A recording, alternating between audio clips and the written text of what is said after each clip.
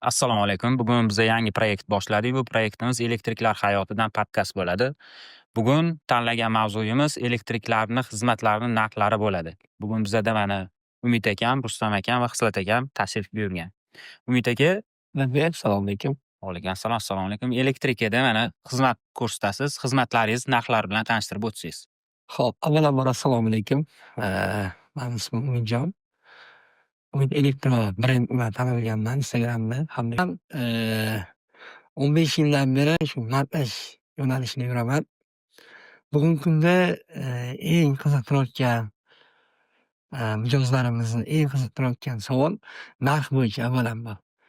Bizani ish faoliyatimizni klientga tushuntirib bergunimizcha to'g'risi klient qimmat aytyapti, mijozlar avvalambor arzon aytyapti deb fikri o'zgarib qolyapti. Chunki mijozlarimiz bizlar bilan gaplashishdan oldin ba'zi birlari bir 10 tadan oshiq elektriklar bilan gaplashib turib, oxiri sizga telefon qilishadi.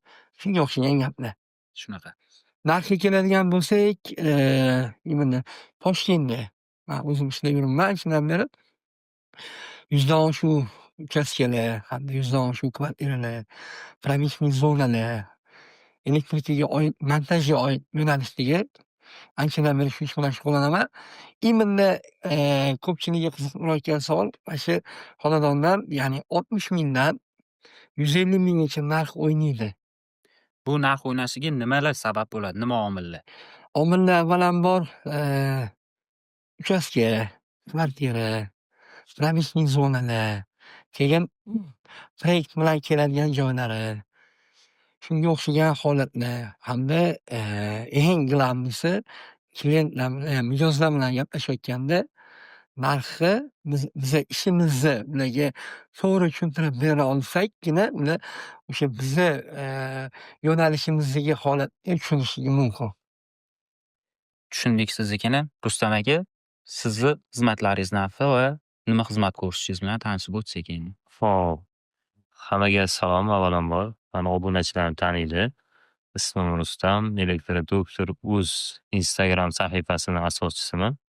Hop, mani ayni kunda qilayotgan ishlarim elektrikada asosan elektromobillarga zaryadlash qurilmasini o'rnatish, bundan tashqari transformatorlar o'rnatish va montaj ishlarini ham goh-gohida amalga oshiramiz.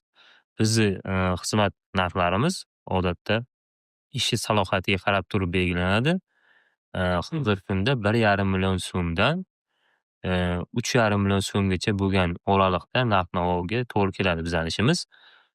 Rustam aka, endi savol beraman yana. Siz qaysi hududlarda xizmat ko'rsatasiz? Shunisi bilan ham tanishtirib o'tsangiz. Hop, bizni faoliyatimiz Toshkent viloyati va Toshkent shahri bo'ylab amalga oshiriladi. Viloyatlarga odatda chiqmaymiz, lekin bizga qo'ng'iroq bo'ladi, taklif bo'ladi. Biz ularga iloji boricha telefon orqali o'zini o'sha joyda turgan elektriklarga tushunchalar berish orqali yordam beramiz. Shunaqa faoliyatlarni amalga oshiramiz biz. Sizni xizmatlaringiz bilan tanishib o'tdik. Xislat aka, siz bilan endi bir gaplashsak, siz qanaqa xizmatlar ko'rsatasiz, narx-navosi qanaqa bo'ladi? Shunisi haqida bir ma'lumot berib o'ting. Hop, avvalambor assalomu alaykum. Bu mavzu juda katta mavzu o'zi asosan deb qarasak. Bizani narxlar deyarli Toshkent narxlari bilan birma-bir yuradi. Sabab dashting proyektlarda asosan isitish tizimlari yoki qanaqadir basseyn sistemalari, sложный avtomatika tizimlarida murakkab texnologik jarayonlardan o'tadi. Bu narsa albatta narx-navoga ta'sir ko'rsatadi. Endi sizni gapingizni bo'laman. Toshkent bilan bizari farqi bor deyapsiz. Toshkentdagi uylar bilan dachani aynan nima farqi bor? Nimaga bu yoqda bunaqa narx, Toshkentda bunaqa narx? Nima sababdan o'sha ta'siri bor? Nimasiga ta'siri bor? Hop, Toshkent va Toshkent atrofida asosan isitish qozonlari gaz tizimi bilan ishlaganligi uchun, ya'ni gazda muammo bo'lmagani uchun ular yengilroq tizim amalga oshiriladi. Yog'iga komfortdan kelib chiqib turib qilinadigan ishlar. Endi dashting loyihalarda asosan umidon tizimi, knes sistemalar yoki relay sistemalar bilan amalga oshirilgan tizimlar ko'p. Ya'ni undan tashqari yana murakkab tizimlar, ventilyatsiya sistemasi, basseyn sistemalari, sauna sistemalarida juda ko'p loyihalar amalga oshiriladi. Bularda hammasida hisob-kitob hamma narsa amalga oshirilishi kerak va aniq ro'yxati tuzib chiqilishi kerak. Bu narsada bizada loyihalar ishlab chiqiladi. Proyektlar bo'yicha ishlaymiz, proyektlarni o'z bilan amalga oshiramiz. Shu sababli bizada narx-navo 60 mingdan 150 minggacha. Endi sizlarga общий savol bo'ladi, hammanglarga. Siz Toshkent hududida siz Toshkent viloyati, ya'ni Bo'stonliq hududida siz Toshkent viloyati va Toshkent. Boshqa hududlarga borsanglar, Xo'p. boshqa hududlarda ishlasanglar, Mhm. narx-navoga qanaqa ta'sir qiladi? Nima sababdan ta'sir qiladi? Shunisini ham aytib o'tsanglar. Asosan ta'sir qiladigan narsa yo'l Mhm. uzoqligi. Hop. Masalan, Mhm. Toshkentda turasiz, sizga Qoraqalpog'istondan murojaat qilishdi. Albatta. 1200 kilometr yo'q. Mhm. 1200 kilometr adashmasam. Bu yoqqa borib ishlashingiz, masalan 10 kunlik yoki 1 oylik proyekt bo'lsa, Shunaqa. qanaqa narxga ta'sir qiladi? Endi o'rta hisobda hozir aytdimu sizga 60 mingdan misol uchun 150 minggacha. O'rtaning narxi почти 10 baravarga hisoblanadi. Mhm. Chunki aytolmayku yo'l ta'siri kuchli. Borib kelish, oiladan uzoq yashash, sizga ishonib qo'ygan shogirdlaringizni oilasidan olib u yoqqa ishlatish. Gapiraman siz unaqa bahonalaringiz lekin juda ko'p. Borasizlar. Boramiz. Chaqirishsa borasizlar. Albatta. Bularni fikriga qo'shimcha aytib ketaman. Uzoq savolga chiqqan mutaxassis, qanaqa mutaxassis bo'lsa ham baribir diskomfort his qiladi. Chunki uydan Albatta. yashash, yotish sharoiti yoki shunga o'xshash har xil holatlar, material yetishmovchiligi, ayniqsa viloyatlarda bu holat juda ko'p kuzatiladi. Material muammosida Toshkentga kelib olib ketishga sharoiti bo'lmaydi yoki shunga o'xshash. Endi Xislat aka, sizni gapingizni bo'laman. Viloyatlarda masalan bilamiz, bizlar ham kuchli elektriklar bor. Ular ham baribir o'sha viloyatlardan olishadi, Toshkentdan emas. Siz u yoqqa borib o'sha narsani topolmaganingiz uchun diskomfort bo'ladimi? Yoki Toshkentdagi magazinlar, do'konlar yaxshi bilganingiz uchunmi? Menga endi o'zi ikki tarafdan ham o'ziga yarasha nyuanslari bor. Sababi Toshkentga tushishimizni o'zi birinchidan vaqtimiz ajratishimiz kerak. Keyin hamma bu do'konlarga kirib chiqishimiz kerak. Do'konlar bilish yoki bilmaslik ikkinchi darajali masala. Biz shunchaki o'zimizdagi do'konlarda topilmaydigan narsalarni majbur bo'lamiz Toshkentga zakaz berish. Bu narsa vaqt kechikishiga, ishni to'g'ri vaqtida bitmasligiga ta'sir ko'rsatadigan omil. Rustam aka, boyadan beri jim o'tiribsiz. Endi siz ham bir borasizmi siz ham? Boshqa viloyatlarga bo'lsa.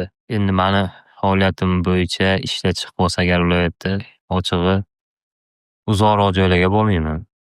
Ochig'ini aytaman buni. Chunki elektrika sohasi hozir mana internet tarmoqlari rivojlangan, o'rganish bu darajada qiyin narsa emas. U yoqda ham yaxshi mutaxassislar borda. Bor. Ozgina tushunmay qolgan joy bo'lsa, telefon qilishadi, lekin YouTube'da ko'rib bizning sahifalarimizni qilishadi. Onlayn tarzda yordam beramiz hammasiga. Videosini tashlang deymiz, ko'rsating deymiz. O'sha orqali yordam beramiz.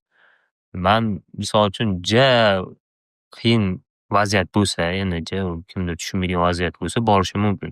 Lekin oddiy holatda unaqa zaryad o'rnatish, montaj ishlar chiqsa, ularga konsultatsiya berib qo'ya qolaman. Yaxshi taklif. Endi sizlarga yana bitta savol bo'ladi. Bemalol telefon qilaveringlar do'stlar, onlayn javob beramiz do'stlar.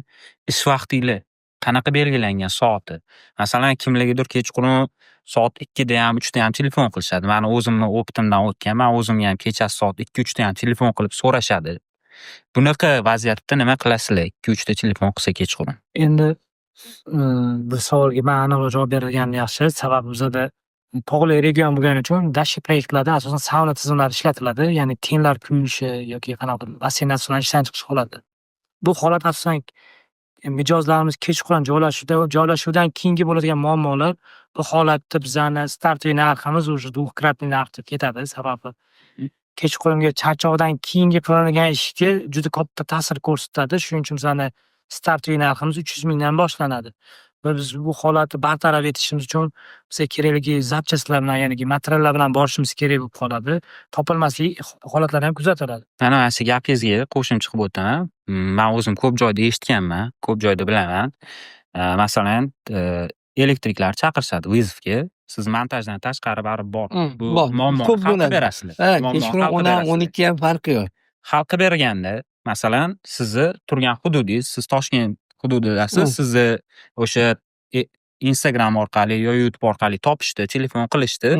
Bo'stonliq hududiga kelib, mana shu narsani hal qilib bering deyapti. Bu narxingizga qanaqa ta'sir qiladi? Mana shu kelishingiz, masalan, bir xil aytadi, men borib shu ishni qilib bersam ham, qilib bermasam ham shuncha summa berasan.